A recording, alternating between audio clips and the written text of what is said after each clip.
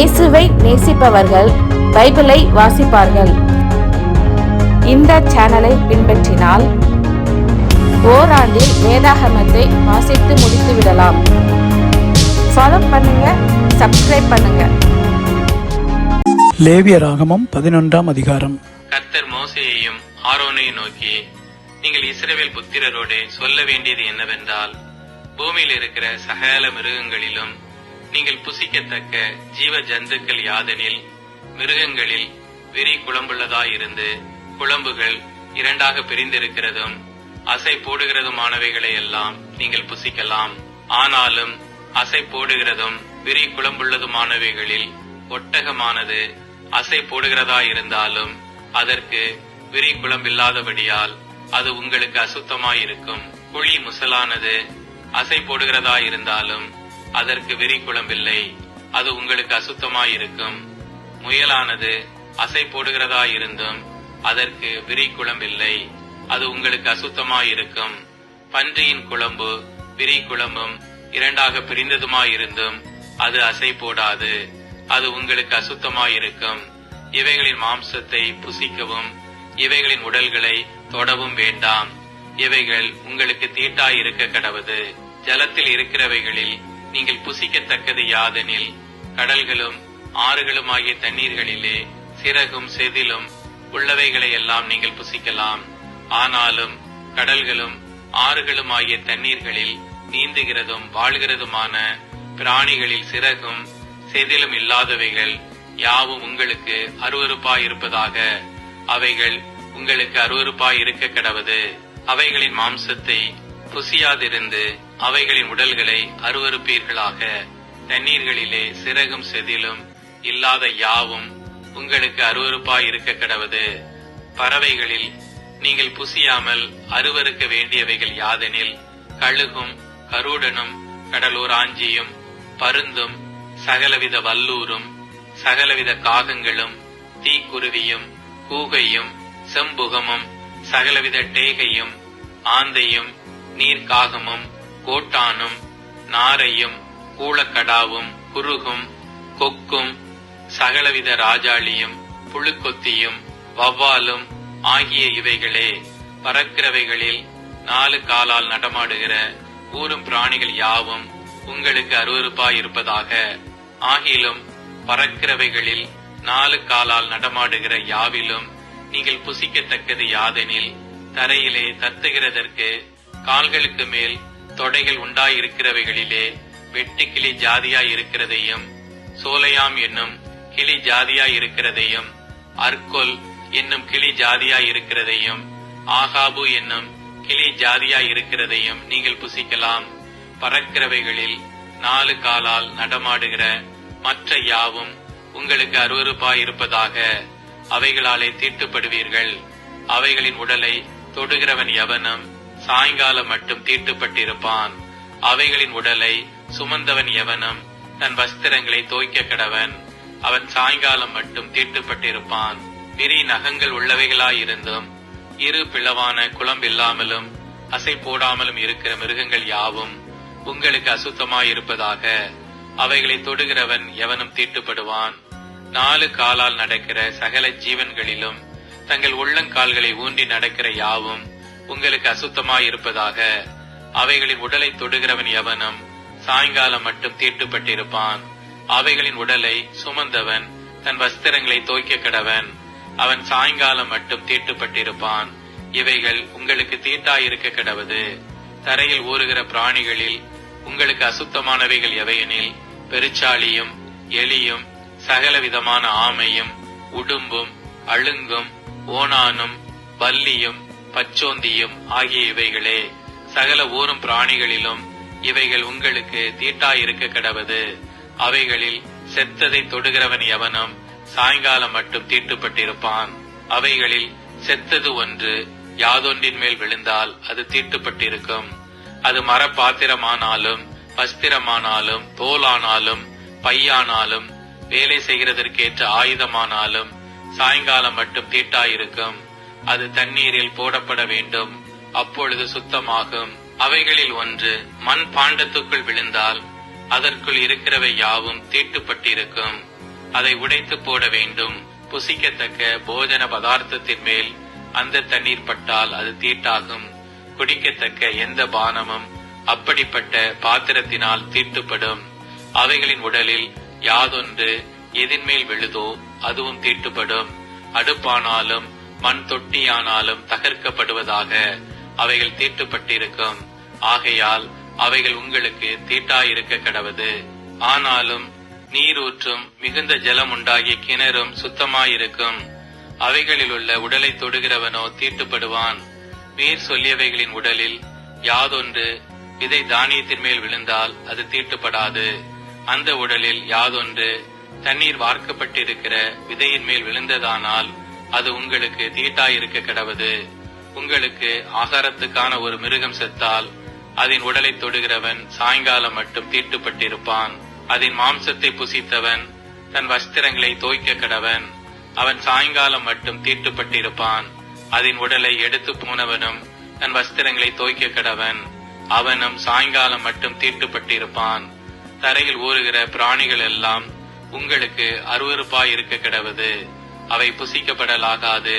தரையில் ஊறுகிற சகல பிராணிகளிலும் வயிற்றினால் நகர்கிறவைகளையும் 4 காலால் நடமாடுகிறவைகளையும் அநேகங் கால்கள் உள்ளவைகளையும் புசியாதிருப்பீர்களாக. அவைகள் அருவருப்பானவைகள். ஊறுகிற எந்த பிராணிகளிலும் உங்களை அருவருப்பாக்கிக் கொள்ளாமலும் அவைகளால் தீட்டுப்படாமலும் இருப்பீர்களாக. அவைகளாலே நீங்கள் தீட்டுப்படுவீர்கள். நான் உங்கள் தேவனாகிய கர்த்தர், நான் பரிசுத்தர். ஆகையால் தரையில் ஊறுகிற எந்த பிராணிகளிலும் உங்களை தீட்டுப்படுத்தாமல் உங்களை பரிசுத்தமாக்கிக் கொண்டு பரிசுத்தராயிருப்பீர்களாக. நான் உங்கள் தேவனாயிருக்கும்படி உங்களை எகிப்து தேசத்திலிருந்து வரப்பண்ணின கர்த்தர், நான் பரிசுத்தர். ஆகையால் நீங்களும் பரிசுத்தராயிருப்பீர்களாக. சுத்தமானதற்கும் அசுத்தமானதற்கும் புசிக்கத்தக்க ஜந்துக்களுக்கும் புசிக்கத்தகாத ஜந்துக்களுக்கும் வித்தியாசம் பண்ணும் பொருட்டு மிருகத்துக்கும் பறவைகளுக்கும் தண்ணீர்களில் நீந்துகிற சகல ஜீவ ஜந்துக்களுக்கும் பூமியின் மேல் ஊறுகிற சகல பிராணிகளுக்கும் அடுத்த பிரமாணம் இதுவே என்று சொல்லுங்கள் என்றார். லேவியராகமம் 12ஆம் அதிகாரம். பின்னும் கர்த்தர் மோசேயை நோக்கி, நீ இஸ்ரவேல் புத்திரரோடே சொல்ல வேண்டியது என்னவென்றால், ஒரு ஸ்திரீ கர்ப்பவதியாகி ஆண் பிள்ளையை பெற்றால் அவள் சூதக ஸ்திரீ விலக்காயிருக்கும் நாட்களுக்கு சரியாக 7 நாள் தீட்டாயிருப்பாள். 8ஆம் நாளிலே அந்த பிள்ளையினுடைய நுனித்தோளின் மாம்சம் விருத்த சேதனம் பண்ணப்பட கடவது. பின்பு அவள் 33 நாள் தன் உதிர சுத்திகரிப்பு நிலையிலே இருந்து சுத்திகரிப்பின் நாட்கள் நிறைவேறும் அளவும் பரிசுத்தமான யாதொரு வஸ்துவை தொடவும் பரிசுத்த ஸ்தலத்துக்குள் வரவும் கூடாது. பெண் பிள்ளையை பெற்றாலாகில் அவள் 2 வாரம் சூதக ஸ்திரியைப் போல தீட்டாயிருந்து பின்பு 66 நாள் உதிர சுத்திகரிப்பு நிலையிலே இருக்க கடவள். அவள் ஆண் பிள்ளையையாவது பெண் பிள்ளையையாவது பெற்றதற்காக அவளுடைய சுத்திகரிப்பின் நாட்கள் நிறைவேறின பின்பு அவள் ஒரு வயதான ஆட்டுக்குட்டியை சர்வாங்க தகன பலியாகவும் ஒரு புறாக்குஞ்சையாவது காட்டு புறாவையாவது பாவ நிவாரண பலியாகவும் ஆசரிப்பு கூடார வாசலில் ஆசாரியனிடத்திற்கு கொண்டு வர கடவள். அதை அவன் கர்த்தருடைய சந்நிதியில் பலியிட்டு அவளுக்காக பாவ நிவர்த்தி செய்வானாக. அப்பொழுது அவள் தன் உதிர ஊரலின் தீட்டு நீங்கி சுத்தமாவாள். இது ஆண் பிள்ளையையாவது பெண் பிள்ளையையாவது பெற்றவளை குறித்த பிரமாணம். ஆட்டுக்குட்டியை கொண்டு வர அவளுக்கு சக்தி இல்லாதிருந்தால் 2 காட்டு புறாக்களையாவது 2 புறா குஞ்சுகளையாவது ஒன்றை சர்வாங்க தகன பலியாகவும் மற்றொன்றை பாவ நிவாரண பலியாகவும் கொண்டு வர கடவள். அதனால் ஆசாரியன் அவளுக்காக பாவ நிவர்த்தி செய்ய கடவன். அப்பொழுது அவள் சுத்தமாவாள் என்று சொல் என்றார். லேவியராகமம் 13ஆம் அதிகாரம். பின்னும் கர்த்தர் மோசேயையும் ஆரோனையும் நோக்கி, ஒரு மனிதனுடைய சரீரத்தின் மேல் குஷ்டரோகம் போலிருக்கிற ஒரு தடிப்பாவது அசராவது வெள்ளை படராவது உண்டானால் அவன் ஆசாரியனாகிய ஆரோனிடத்திலாகிலும் ஆசாரியராகிய அவன் குமாரரில் ஒருவனிடத்திலாகிலும் கொண்டு வரப்பட கடவன். அப்பொழுது ஆசாரியன் அவன் சரீரத்தின் மேல் இருக்கிற ரோகத்தை பார்க்க வேண்டும்.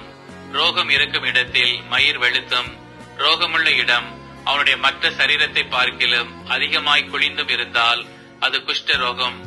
ஆசாரியன் அவனை பார்த்த பின்பு அவனை தீட்டுள்ளவன் என்று தீர்க்க கடவன்.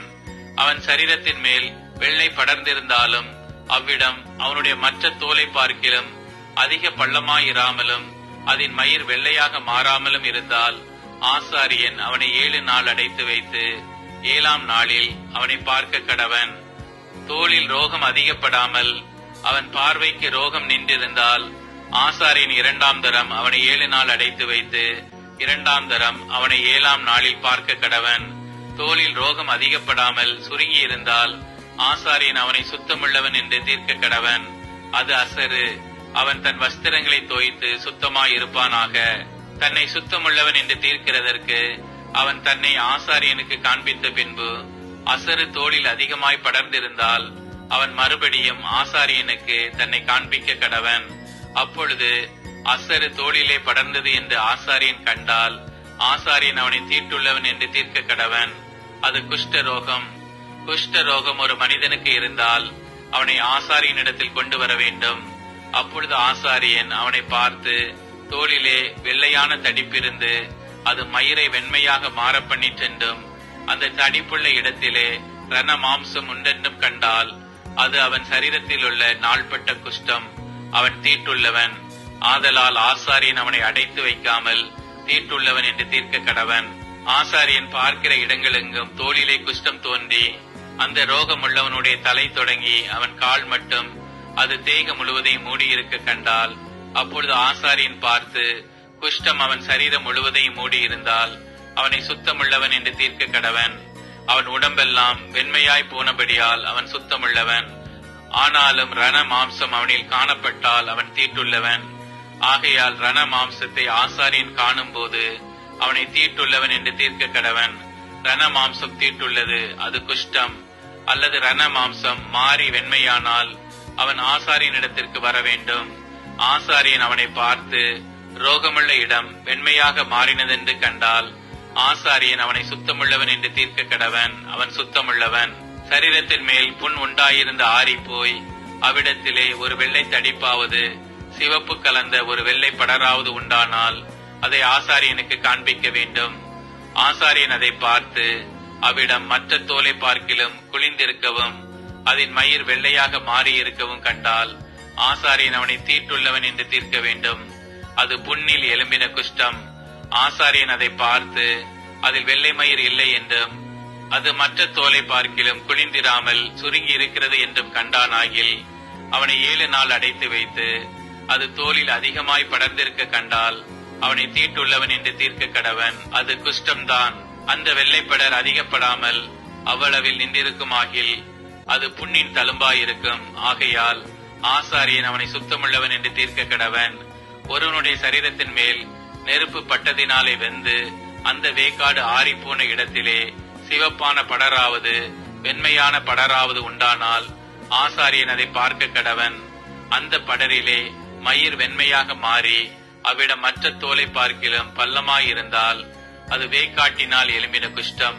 ஆகையால் ஆசாரியன் அவனை தீட்டுள்ளவன் என்று தீர்க்க கடவன். அது குஷ்ட ரோகம்தான். ஆசாரியன் அதை பார்க்கிற போது படரிலே வெள்ளை மயிர் இல்லை என்றும் அது மற்ற தோலை பார்க்கிலும் குளிந்திராமல் சுருங்கி இருக்கிறது என்றும் கண்டானாகில் அவனை 7 நாள் அடைத்து வைத்து 7ஆம் நாளில் அவனை பார்க்க கடவன். அது தோலில் அதிகமாய் படர்ந்திருந்தால் ஆசாரியன் அவனை தீட்டுள்ளவன் என்று தீர்க்க கடவன். அது குஷ்டரோகம். படரானது தோலில் பெருகாமல் அவ்வளவில் நின்று சுருங்கியிருந்ததாகில் அது சூட்டினால் உண்டான தழும்பு. ஆசாரியன் அவனை சுத்தமுள்ளவன் என்று தீர்க்க கடவன். அது சூட்டினால் வந்த வேக்காடு. புருஷனுக்காகிலும் ஸ்திரீக்காகிலும் தலையிலாவது தாடியிலாவது ஒரு சொறி உண்டானால் ஆசாரியன் அதை பார்த்து அவ்விடம் மற்ற தோலை பார்க்கிலும் பள்ளமும் அதிலே மயிர் பொன்னிறமும் மிருதுமாய் இருக்க கண்டால் ஆசாரியன் அவனை தீட்டுள்ளவன் என்று தீர்க்க கடவன். அது தலையிலும் தாடியிலும் உண்டாகிற சொறி குஷ்டம். ஆசாரியன் அந்த சொறி குஷ்டத்தை பார்க்கும் போது அவ்விடம் மற்ற தோலை பார்க்கிலும் பள்ளமாயிராமலும் அதிலே கருத்த மயிர் இல்லாமலும் இருக்க கண்டால் ஆசாரியன் அவனை 7 நாள் அடைத்து வைத்து 7ஆம் நாளில் ஆசாரியன் அதை பார்க்க கடவன். அந்த சொறி இடம் கொள்ளாமலும் அதிலே பொன்னிற மயிர் இல்லாமலும் அவ்விடம் மற்ற தோலை பார்க்கிலும் பள்ளம் இல்லாமலும் இருந்தால் அந்த சொறியுள்ள இடம் தவிர மற்ற யாவையும் அவன் சிரைத்துக் கொள்ள கடவன். பின்பு ஆசாரியன் 2ஆம் தரம் அவனை 7 நாள் அடைத்து வைத்து 7ஆம் நாளில் அதை பார்க்க கடவன்.